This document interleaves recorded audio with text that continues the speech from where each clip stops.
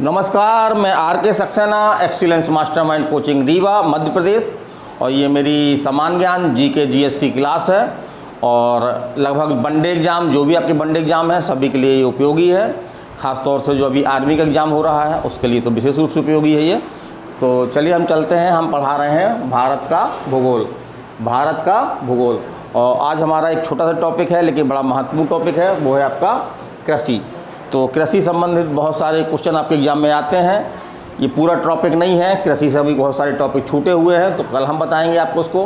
कल ख़ास तौर से हम प्रमुख फसलें और उनके उत्पादक राज्य और कृषि क्षेत्र से संबंधित जो कुछ महत्वपूर्ण क्रांतियाँ हैं उनके बारे में बताएंगे।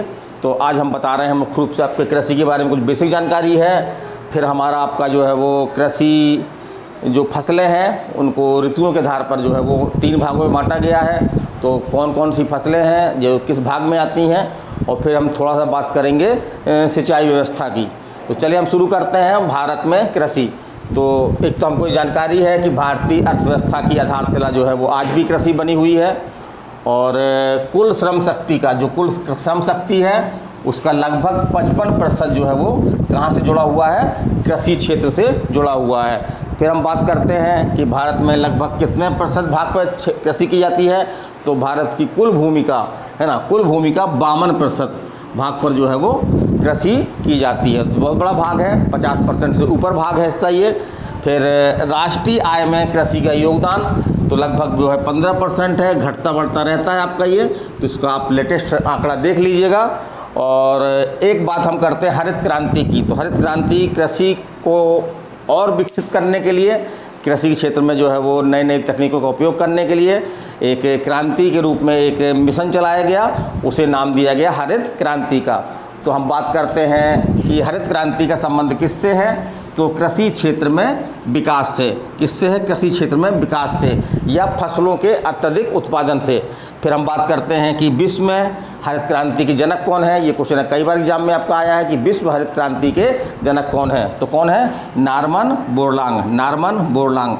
तो कृषि में हम सिंचाई करने के लिए क्या करवाते हैं, ज़मीन में बोर करवाते हैं। क्या करवाते हैं, बोर करवाते हैं। तो उससे आप याद रखिए, बोरलॉग शब्द याद रखिए। और एक पुरस्कार भी है, बोरलॉग पुरस्कार। इसका क्षेत्र पूछता है, तो ये किस क्षेत्र में दिया जाता है बोरलॉग पुरस्कार, कृषि क्षेत्र में दिया जाता है। तो इसको आप ध्यान में रखिएगा। चलिए हम आगे चलते हैं। अब हम बात करते हैं भारत में भी हरित क्रांति लाई गई। तो भारतीय हरित क्रांति के जनक कौन है, भारतीय हरित क्रांति के जनक कौन है, एमएस स्वामीनाथन। कौन है, एमएस स्वामीनाथन। तो कृषि हमारी स्वामी है ना, कृषि हमारी प्रकार से स्वामी है जो हमको खाद्यान्न देती है। तो इस तरह हम याद रखें कि कृषि हमारी स्वामी है और भारतीय हरित क्रांति जनक कौन है, स्वामीनाथन। फिर हम आगे चलते हैं। तो भारत में जो है अभी तक 2 हरित क्रांति लाई गई हैं। प्रथम हरित क्रांति जो है वो की शुरुआत कब हुई, 1967 और 68 में। 1967-68 में शुरुआत हुई। कहीं कहीं पे ये 66-67 भी मिलता है, तो उसको एग्ज़ाम की दृष्टि से आप देख लीजिएगा। फिर आगे चलते हैं हम कि जो हरित क्रांति हुई भारत में उसमें सर्वाधिक लाभान्वित राज्य कौन कौन से थे। तो वे सभी राज्य जो पहले से ही कृषि क्षेत्र में आगे थे, उन्होंने इसका काफ़ी लाभ उठाया। तो कौन कौन से थे आपके, उत्तर प्रदेश, पंजाब और हरियाणा। उत्तर प्रदेश, पंजाब और हरियाणा। फिर हम बात करते हैं कि सर्वाधिक उत्पादन में किस फसल में सर्वाधिक उत्पादन में वृद्धि हुई। हरित क्रांति के परिणाम स्वरूप जो है वो सर्वाधिक उत्पादन में वृद्धि जो है किन फसलों में हुई, तो मुख्य रूप से आपके गेहूँ और चावल में। और आगे हम चलते हैं, हुआ क्या कि जो राज्य पिछड़े थे वो प्रथम हरित क्रांति का ज़्यादा लाभ नहीं उठा पाए, तो उनको टारगेट करके भारत में दूसरी बार जो है हरित क्रांति की शुरुआत की गई। तो चलिए हम चलते हैं, देखते हैं द्वितीय हरित क्रांति का प्रारंभ जो है कब हुआ, तो 1983-84 में। कब हुआ, 1983-84 में।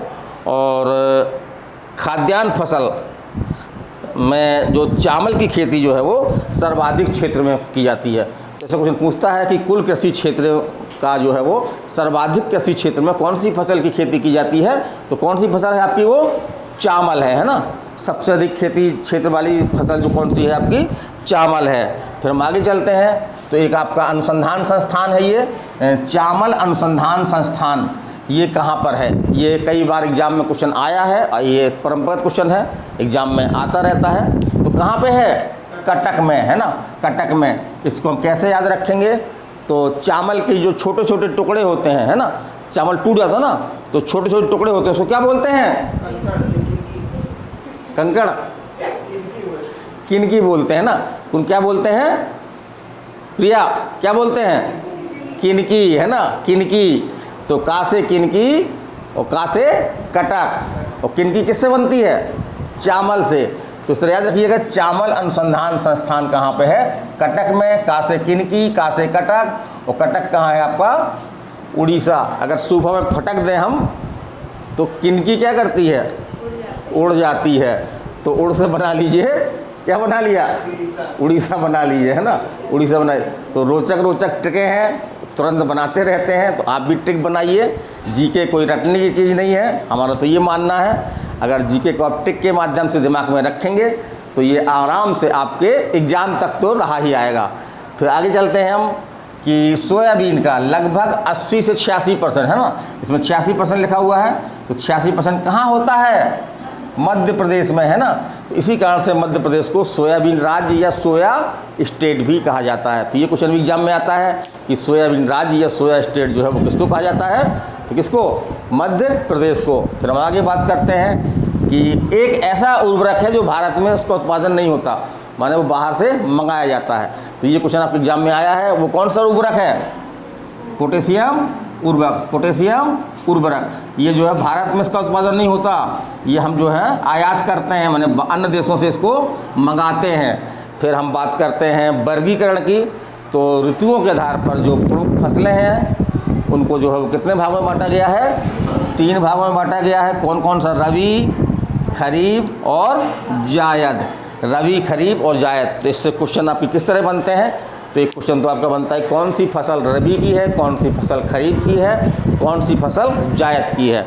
और एक क्वेश्चन आपका ऐसा बनता है कि ये फसल कब बोई जाती है और कब काटी जाती है, कब बोई जाती है, कब काटी जाती है। तो इस तरह से एक आध क्वेश्चन आपके एग्जाम में बन जाता है। तो चलिए हम पहली फसल की बात करते हैं, रबी की, है ना, रबी की। तो ये शरद ऋतु में अक्टूबर नवंबर माह में जो है बोई जाती है और मार्च अप्रैल में इसको क्या किया जाता है, काट लिया जाता है। तो रबी की फसल कब बोई जाती है, अक्टूबर नवंबर में बोई जाती है और मार्च अप्रैल में इसको क्या किया जाता है, काट लिया जाता है। और मुख्य फसलें कौन कौन सी हैं, यहाँ से क्वेश्चन बनता है आपका, कौन सी फसल रबी की है, कौन सी फसल रबी की नहीं है। तो रबी की कौन कौन सी फसलें हैं आपका, तो गेहूँ, चना। तो गेहूँ के साथ जब चना मिल जाता है ना, अपन गेहूँ खरीदते हैं ना, अब तो चना नहीं मिलते हैं क्योंकि छान लिए जाते हैं। पहले क्या होता था, गेहूँ चना एक साथ ही होते थे, है ना। तो कुछ गेहूँ आप खरीदते थे तो गेहूँ में चने के दाने मिल जाते थे। तो इससे लगा लीजिए कि 2 तो मिलते हैं, है ना, 2 रबी के हैं। गेहूँ है तो गेहूँ के साथ चना मिलता है, तो चना भी जो है वो रबी का है। फिर आपका मटर, राई और सरसों, मटर, राई और सरसों, ये सभी कौन सी फसलें हैं आपकी, ये कौन सी फसलें हैं, बात नहीं, कौन सी फसलें हैं, रबी की, है ना। फिर हम बात करते हैं खरीफ की। तो खरीफ की फसलें कौन कौन सी हैं, तो खरीफ कब बोई जाती है, वर्षा ऋतु में, है ना, वर्षा ऋतु में जून जुलाई में ये बोई जाती है और नवंबर दिसंबर में काट ली जाती है। और मुख्य फसलें कौन कौन सी हैं, चावल, है ना, चावल, कपास और ज्वार, बाजरा, मक्का, मूंगफली, गन्ना, तिलहन, अरहर, अरहर की दाल, है ना, अरहर। ये मुख्य फसलें कौन सी हैं, खरीफ की फसल हैं। अब हम तीसरी फसल की बात करते हैं। तीसरी फसल का नाम है जायद फसल। तो ये गर्मी के मौसम में जो है मई जून में बोई जाती है और जुलाई अगस्त में जो है उसको काट लिया जाता है। इसमें मुख्य रूप से सब्जियां आती हैं आपकी, और कुछ फसलें जो फेमस हैं जनरली एग्जाम में पूछी जाती हैं, खरबूज, तरबूज और ककड़ी। खरबूज, तरबूज और ककड़ी, ये कौन सी फसलें हैं, जायद फसलें हैं। फिर हम बात करते हैं एक फसल की और बात करते हैं, एक फसल कहलाती है नकदी फसल। तो नकदी फसल, कौन सी फसलें नकदी कहलाती हैं, तो ये माना जाता था पहले, है ना, पुराने आधार पर परिभाषा है कि जिन फसलों की खेती किसान जो है वो नकदी प्राप्त करने के लिए, माने धन प्राप्त करने के लिए, कि इसको बेच देंगे और धन प्राप्त हो जाएगा हमको, इसका हम उपभोग नहीं करेंगे, है ना, उपभोग करने की दृष्टि से नहीं, बल्कि बेच करके और धन प्राप्त करने की, नकदी प्राप्त करने की दृष्टि से बोई जाती थी, अभी भी बोई जाती हैं। तो उन फसलों को हम क्या बोलते हैं? नकदी फसल बोलते हैं। कौन सी फसल बोलते हैं? नकदी, माने नगद प्राप्त होने वाली फसलें। तो थोड़े से भी अगर हम दिमाग लगा लें तो ये क्वेश्चन बन जाएगा। तो कौन कौन सी नकदी फसलें हैं? जैसे कि कपास, है ना, गन्ना, तंबाकू, जूट, चाय, काफ़ी, रबड़, केला, संतरा आदि, है ना, और भी हो सकती है ना, आदि। तो कोई फसल अगर पूछता है कौन सी फसल नकदी फसल है, तो आप थोड़ा सा ये दिमाग लगाइएगा कि क्या किसान इसको नकदी प्राप्त करने के लिए बो रहा है या नहीं। वैसे अगर आज की भाषा में देखा जाए तो गेहूं भी किसान जो है वो अपने लिए उपयोग करता है और बेचने के लिए ही बोता है, लेकिन ये परिभाषा जो है वो पुराने स्तर पर आधारित है कि जब मूलभूत किसान था तो वो क्या करता था? नकदी फसल जो है वो नकदी प्राप्त करने के लिए बोता था, है ना, मैंने कुछ फसलें ऐसी थी जिनको वो नकदी प्राप्त करने के लिए बोता था। तो ऐसी फसलों को क्या नाम दिया गया? नकदी फसल दिया गया।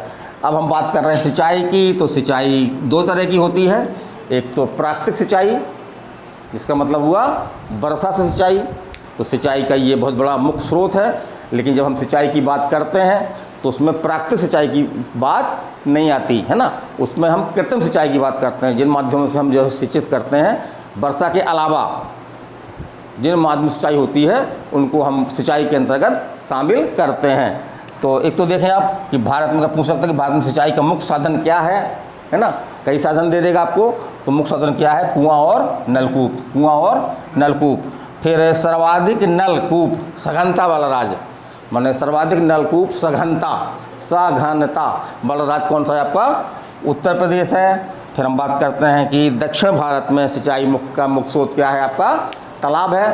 तो एक क्वेश्चन ऐसा भी आता आपका कि तालाबों से सिंचाई कहाँ की जाती है? तो दक्षिण भारत के राज्यों में, नक्शा ये लगा हुआ है, तो दक्षिण भारत के राज्य आप देख सकते हैं। तो दक्षिण भारत के राज्यों में जो है वो तालाबों से सिंचाई होती है।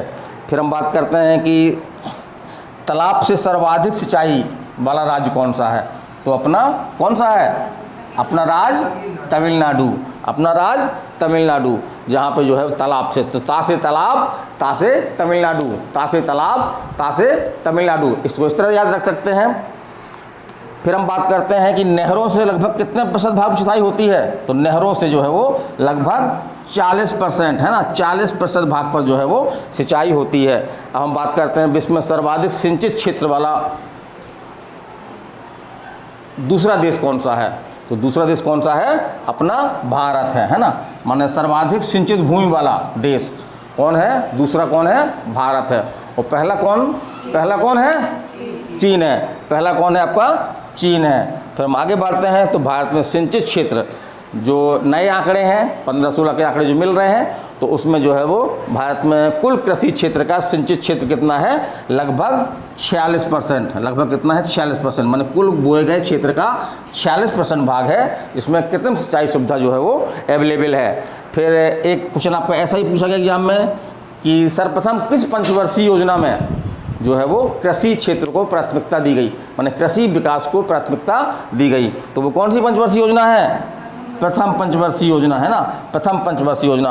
और फिर हम आगे बात करते हैं कि क्षेत्रफल का प्रतिशत की दृष्टि से जो है वो सिंचित क्षेत्र कौन सा है, राज्य कौन सा है, माने कि क्षेत्रफल का प्रतिशत की दृष्टि से सर्वाधिक सिंचित राज्य कौन सा है? तो आपका आएगा पंजाब, लगभग 97% क्षेत्र में जो है वो यहाँ पे सिंचित है। लेकिन अगर क्षेत्रफल की दृष्टि से आएगा, ज़्यादा ज़मीन की दृष्टि से आएगा, तो फिर क्या होगा आंसर आपका? फिर आंसर होगा आपका उत्तर प्रदेश। फिर आंसर होगा उत्तर प्रदेश। तो सर्वाधिक सिंचित राज्य पूछेगा तो उत्तर प्रदेश, और सर्वाधिक सिंचित राज्य के परसेंट की दृष्टि से तो फिर क्या होगा आंसर आपका? पंजाब होगा। तो मेरा ये कृषि का टॉपिक था, मैंने लगभग उन्हीं सब महत्वपूर्ण तथ्यों को इसमें शामिल किया गया है जो कहीं ना कहीं एग्जाम में आते हैं। तो उसको आप देखिएगा और अधिक से अधिक इसको शेयर करें, लाइक करें, ताकि हमको जो है प्रोत्साहित मिले। बाकी तो ये क्लास में ही मैं पढ़ा रहा हूँ, मेरे सामने बच्चे बैठे हुए हैं, उसी दौरान ये वीडियो बनाया जा रहा। तो कल हमारी क्लास बहुत ही इम्पोर्टेंट होने जा रही है, तो उसको आप ज़रूर देखिएगा। कल हम बताएंगे, क्या क्या बताएंगे?